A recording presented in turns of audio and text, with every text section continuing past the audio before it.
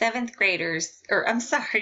graders, this is to help you with question 7 on CR 30. It says half the sum of K and 3. Okay, the sum tells me I'll add.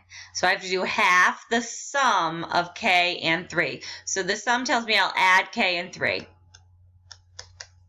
If I have to do half that sum, means I'll take 1/2 and multiply it by that entire sum. In mathematics, to show I'm going to multiply 1/2, half of that entire sum means I put the sum in parentheses. So that's that first one. 8 more than means I'll add. Then it says the difference tells me to subtract. So it's the difference of G and 5. This is what the difference of G and 5 looks like. 8 more than that means I'll go ahead and find that difference. 8 more than that means then I'll add on 8. In this second case, the parentheses don't really matter because this is addition. Up here, the parentheses are really important because that's multiplied by the whole thing.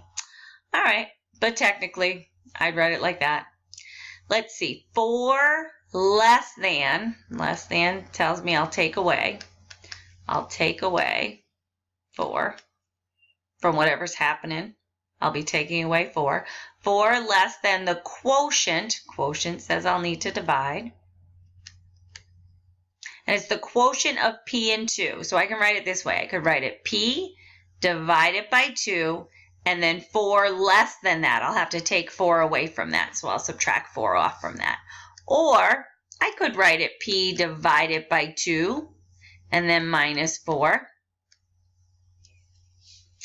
Probably in middle school we move towards writing it this way. That way is acceptable too. Let's try the last one. 1 divided by the sum.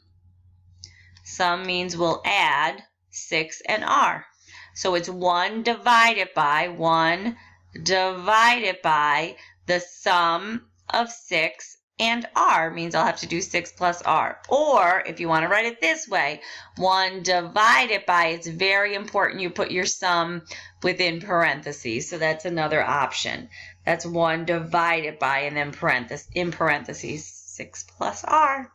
Hope that helps. That's just translating some algebraic expressions.